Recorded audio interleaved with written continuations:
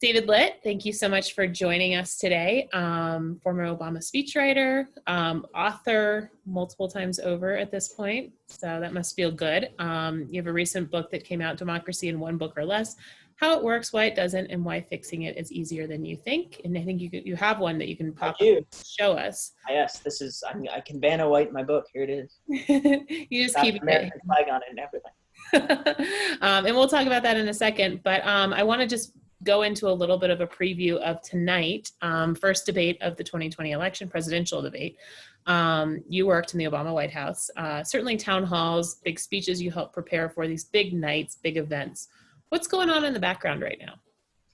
Well, I think it's hard to say because every candidate is different. And, in the 2012 election, for example, I was a junior speechwriter on the Obama team. I was kind of sending lines, that came into my head, hoping they would use them or whatever, into this sort of inner circle, and they were prepping the candidate. But it really is, ultimately, we talk a lot about authenticity in politics, but in debates in particular, authenticity is very helpful. So whichever candidate is prepping in a way that is organic to them, that works for them, I think that helps them get an edge. Especially, the flip side of that being, you still do have to prepare. If what you organically want to do is wing it, that will probably go poorly. What do you think of the whole lowering expectation situation with the former vice president? It was Sleepy Joe, and I don't remember the new thing that we're supposed to be calling Joe Biden, but are you lowering, are you raising? How does that factor into how this all goes together?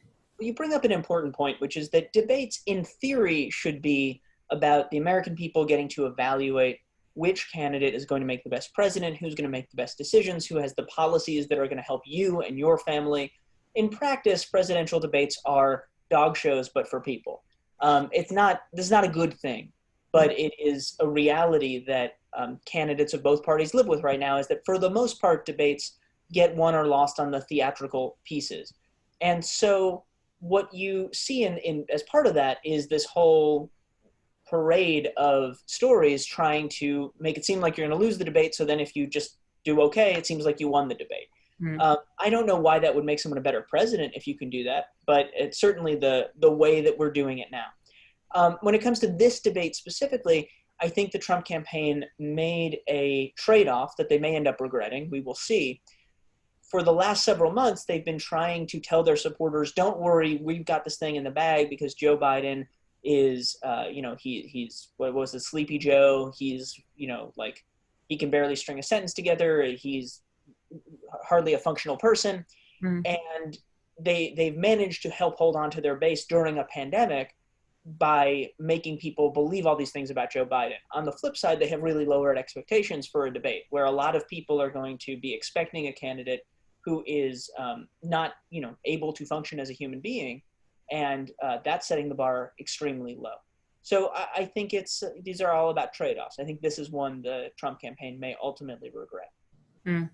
So what are you looking for to see in tonight, if it's a success for Trump or a success for Biden? How are you measuring, which candidate does better? Is it an intuition? Is it a feeling? Is it more zingers? Is it better one-liners? What describes success in a debate? In a strange way, the key to the debate is not winning the debate. It's getting a consensus of journalists who are sort of middle of the road, the arbiters of these things, to decide that you've won the debate, because it's more likely that the persuadable voters, there are not that many of them left in this election, but the persuadable voters are not necessarily going to make up their minds about who won based on their own opinion of the debate. They may see a clip, they may see coverage on CNN or somewhere else. So I think that seeing who starts to win that spin war is going to be very important. The other thing that I will say, again, in this particular situation that we're in, Joe Biden is up by somewhere around 7 points nationally. His lead hasn't been under 6 points. That gives him some wiggle room. So if you're Trump, you need to not just win, you need to have one of the bigger wins in debate history in order to move the needle in this moment. Or if you're Joe Biden, of course you want to win big, but even if you lose, you still win as long as it's not a complete disaster. So I think there's, it's like the election itself. There's more paths to victory for Biden than there are for Trump. It doesn't mean Trump can't win, but it means that he has to thread the needle. Do you anticipate Trump going out swinging? Do you anticipate Biden sort of hanging back a little bit? What would your strategy be going into this? How would you be sort of, I guess, advising either candidate about how to best communicate their messages and to juxtapose themselves to the other? I think if you're Trump, you have to figure out how to stay disciplined. That has always been a challenge that he's had. It was certainly a challenge in his debates with Hillary Clinton, is that he has trouble letting go of the shiny object, and he can say something that is going to become the news story. Even if he has a good moment, he can quickly outdo that with an undisciplined moment. I wouldn't be surprised if he comes out in a very aggressive way, both because he's losing and increasingly pretty desperate, and also because that's just who he is, right? He never, he's always on full attack mode. And as for Biden, I think, if I were advising him, I would probably just say, you go out and you tell the truth, because I think the nice position that Biden is in is he doesn't need to be desperate. He doesn't need to do anything substantially different than what he's doing. What he's doing seems to be working. So all you need to do is say what you believe, and voters are so far responding to that. So we're in the sort of home stretch of this election. We talked to someone this morning, David Byler of the Washington Post, who talked a little bit about how time they're running out for both candidates, or maybe running out for Trump if you think the polls are going to stay and trend in his favor. You have a bunch of debates back to back to back. This is typically when we see an October surprise. What October surprise do you think the Trump campaign might be hanging on to, and what would they be looking to exploit? Well, I guess it wouldn't be a surprise if I could figure out what it would be. I think there's a couple of different questions here. I think that, first of all, I think it's important to recognize where we are in the polling. No question, Trump can still win, but he's clearly behind. I mean, he's not just like, if the polls are off, he's going to win. He needs the polls to be off and then something in addition to happen to improve his situation. And the reason I bring that up is because knowing where the polling is in this election matters a lot, because if Biden is ahead by 7 or 8 points the day before the election and then he loses the popular vote, that's a good sign that there's been some kind of election stealing that has gone on. So the polls are not just a helpful way of understanding who's going to win. They're also a helpful way of, in democracies that are under threat, understanding when it's pretty clear cut that an election has been manipulated. I'm not saying that's going to happen, but I'm saying we have to be clear-eyed about that. Now, just to put that digression on ice for a moment, I think that the question of an October surprise, I mean, who knows what the Trump campaign has in store, and who knows whether their version of an October surprise is going to appeal to the voters who are already saying they're not going to vote for Trump, or is it something else that is going to lock in Trump's base, that's going to get people on Fox News and on OANN, extremely excited, but ultimately just reinforce the same 40% or so that Trump has a really good hold on. We don't know. The other question is going to be what happens on the Trump side. I mean, if you're a Democrat like me, you have heard stories for years of tapes from The Apprentice of Trump using the N-word or the C-word or any other amount, Access Hollywood tape times a bunch. We already have seen Trump's taxes, which were, he fought really hard to keep secret until after the election, not so secret anymore. And there's some pretty damning stuff in there, and there could be more shoes that drop. So both candidates, I think, have got to, be alert to the possibility that something could change. But what's remarkable about this race is, in one of the most wrenching years in American history, the race has been pretty stable. I mean, you have had Biden up by about 6 points, sometimes a little more, for, I think, even before he was the nominee. And so it is a real open question. Can anything unsettle the race at this moment? And I don't know. We'll see. Well, yeah, I talked to David Byler a little bit about that exact point this morning, which is this is an incredibly volatile environment we're in, and yet the numbers don't budge that much. I mean, you've got SCOTUS, you've got Corona, you've got the tax returns, you've got the Atlantic article, you've got, Bob Woodward book, Michael Cohen book. There's just so many things that keep coming, and the numbers don't budge that much. So I would say if I had to guess, there's 2 reasons for that. And I don't know if you can hear this, but I can. Yeah, my dog was sleep barking a little bit ago, so. It's been turning off, and we can decide, do you want to continue to do this or give it a second? It's Yeah, fine. all right. Well, Everybody, this is the life so we we'll live. just use it as a metaphor. There is a, the alarm, the warning sirens in this country are going off, as you can hear, because of all of these important issues. Um, and I think that if you look at it, what has mostly happened Mhm. is that people are voting on Trump, right? Most people feel like they know who Trump is and they know who Biden is. They may not know as well, but they have a general sense that he's been around. They know, he's not radical. He's not, he's like the guy that you've sort of known for a long time. Mhm. And because of that, you don't have as many undecided voters, and you don't have new stories that break that reinforce stuff that we didn't know, that expand on things Mhm. or that are persuading those undecided voters. So I think the challenge we talked about some of the challenges for Trump. Part of the challenge for Trump is he needs to at least create an opening for people to view Joe Biden with a lot more suspicion than they do now. And that has been very hard for him to do, in part because it's playing so clearly against who Biden has always been, right? This is not a new guy on the Yeah. national stage, and I think almost any other candidate, Trump could use all of that money he raised in the past to try to define this candidate. With Biden, he comes predefined in a lot of ways.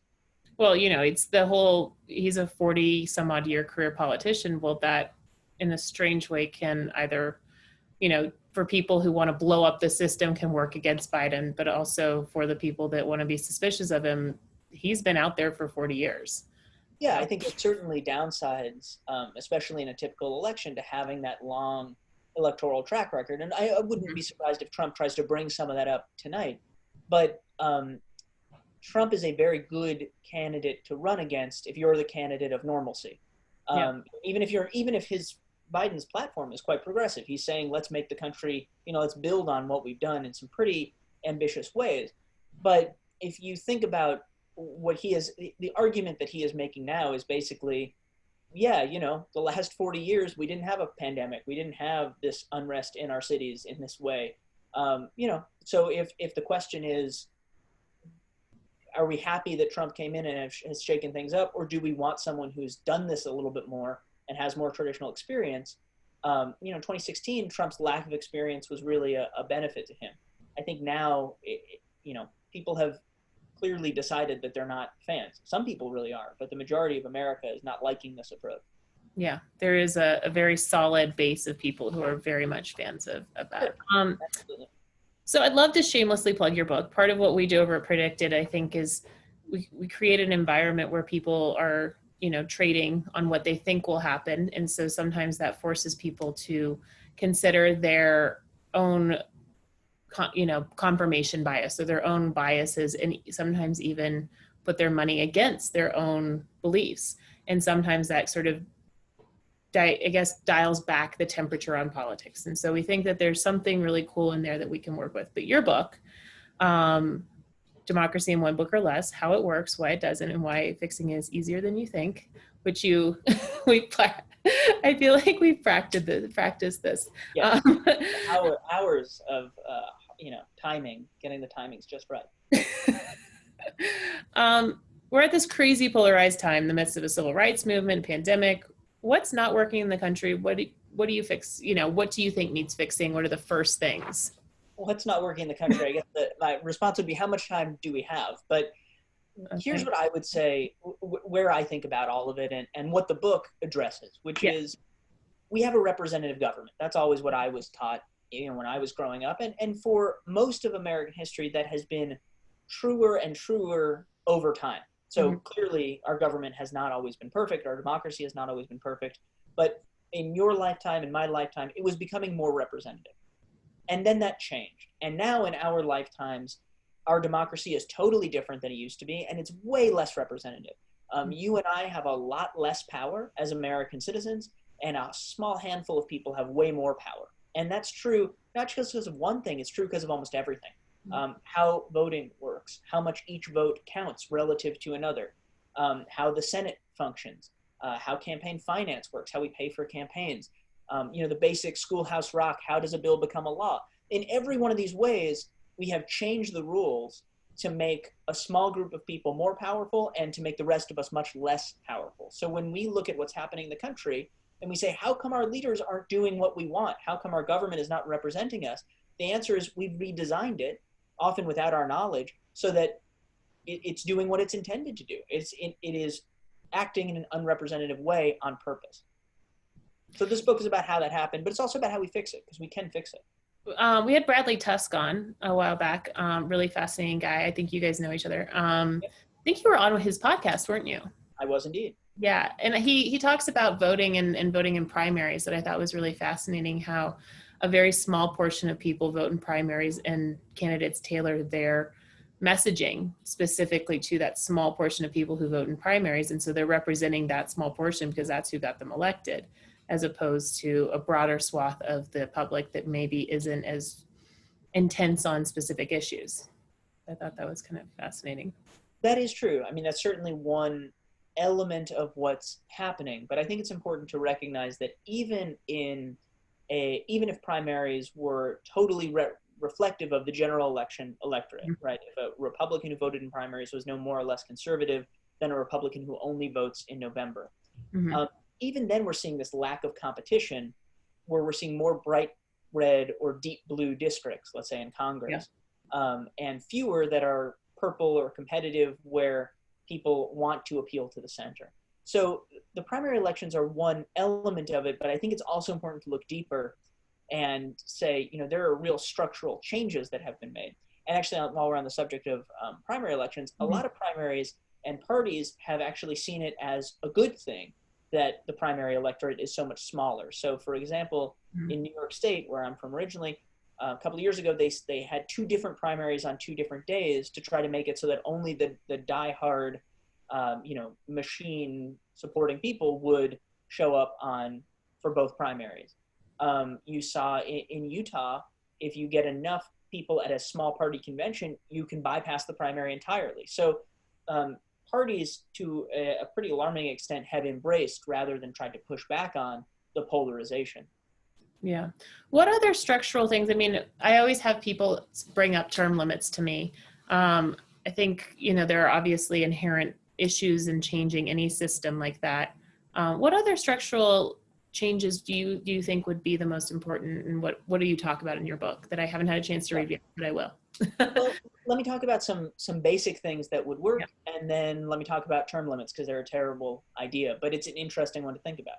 Yeah. So let's start with just the basics of voting, right? The number of Americans who are legally barred from voting has gone up more than, or about tripled in my lifetime. I'm 34 years old. Now it's almost 10% of Americans are legally barred from casting a ballot. And then you have way more Americans beyond that who are technically allowed to vote, but they can't because of these new voter suppression laws or because of long lines. So one easy thing you can do is just make voter registration automatic and set high standards for federal elections, so that you can't do a voter purge that takes registered voters off the rolls. And you have to have enough poll workers at polling places so that you don't have really long lines. If you do that sort of thing, it would expand the electorate so that the people voting for our leaders, the people picking our leaders, look more like America as a whole. And then our leaders are more likely to represent America as a whole. So that sort of thing. When it comes to the Senate, I live in DC. I've been there for about 10 years. And, that's 700,000 people who don't get any representation in Congress despite paying federal taxes. So making DC a state is a really important, if you care about how our democracy works, it's a really important reform that we need to see. And then similarly, when we look at the Senate, there's all sorts of elements of the Senate, but I'm also one of those people that thinks it is time to end the legislative filibuster in the Senate, which is the requirement that you need 60 votes in order to pass a law. Because we've seen what happens, nothing gets done, right? Like the Democrats could win they could win this election by 10% and be unable to pass a single bill because of the filibuster. And that's not what the people would vote for. It doesn't matter if you're a Democrat or Republican, you should be willing to accept the idea that in a democracy, if people vote for something, they should have a pretty good chance of getting it. Yeah. Now, let me quickly say why term limits are a terrible idea, just because I can't let it go unmentioned. So the thing about term limits for legislators is what you do if you term limit legislators. Let's say you say any senator has to leave after 2 terms. You take the people with the most institutional knowledge of how the Senate works inside the Senate and you kick them out. but it doesn't mean that you keep institutional knowledge out of the Senate in general. There are still people who know a ton about the Senate who have been there for way more than 12 years. Those people are the lobbyists. So what you're doing, and the reason you see a lot of Republicans, frankly, employ or embrace term limits is it sounds like a good government reform, but it's actually a transfer of power from the people we elect to the lobbyists that are paid by private interests. And it would be really disastrous for a Congress that's already struggling to function and certainly struggling to represent regular people. So, one of the things about these government structural reforms is they're both very interesting, and small changes can have both massive and unintended consequences. Well, and to that unintended consequences, I think about if you have a two-term limit and you're heading out of Congress and we haven't instituted any sort of laws on the opposite side, you can very quickly be hired by a lobbying firm making, 6-7 figures. I mean, God forbid, but like, and legislating your last term to that end. Right. And what does that look like? And you're more likely to see people run for Congress in the first place purely to get a lobbying job, which most people don't now. They run for Congress and they want to get reelected. But people could say, oh, I'll do, it's like some people want to join SNL because they want a movie career, right? It's like you could see people say, oh, I'm only running for Congress so I get that lucrative lobbying job at the end of it. And it's important to note, even if you had a lobbying ban, people still can get around that fairly easily, right? Like Newt Gingrich was paid $1.6 million a year to be a historian for Freddie Mac, the mortgage company. I don't think he did a lot of history. I think he did a lot of lobbying, but he was able to avoid some of those legal hurdles. And you'd see that a lot. Yeah. I think this whole conversation and especially this last part kind of lends itself to this idea that I have that we have both sides of the political spectrum that want to burn it down, right? That on the left and the right, and there's this frustration with this political ruling class. It's so heightened that people are desperate to get closer to their government, to feel like they're represented, and they're doing it in different ways. And I just think it's kind of fascinating. And I'm excited to read your book to get a little bit more insight on what you think. It's interesting because I would actually say the opposite. I think if you look at most Americans, they want the government to work, and they want democracy to work the way they want our institutions to reflect the people's will in the way we were always taught that they did. That's not just Democrats, that's independents, Republicans, right? We want higher turnout in elections. We want less money in our politics. We want to get rid of the Electoral College because it's really stupid. There's all kinds of things that we like democracy as a people. And this is an issue where the parties are different. If you look at the Republican Party, they are trying to, and have succeeded in many ways, to dismantle the system of democracy that we grew up with, because a lot of their main ideas, right, tax cuts for rich people, getting rid of healthcare for people with pre-existing conditions, it goes on and on and on, are not popular. So a government where it's just governed by the consent of the people is not going to move in that direction.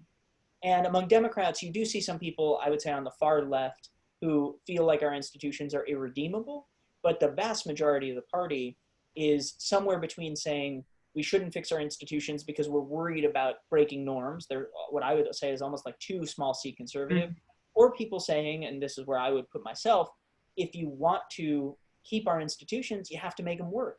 That's not radical. We've done that throughout American history. It's eminently reasonable to want to make a democracy work for its people. In fact, that is the American project. So, it's both more complicated than that, and I don't think it falls so neatly as like both parties feel this way.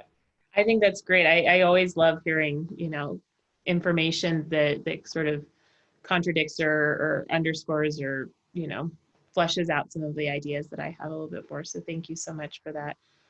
It's interesting to go in and out of the immediacy of a debate to the larger conversations that we're having about what it is to be a part of a democracy and to be a good part of the democracy and be a good participant in our democracy. So David Litt, thank you so much for taking the time to talk to us. We shall see what happens tonight and then in the other 3 debates coming up. So thank you again. Thanks for having me.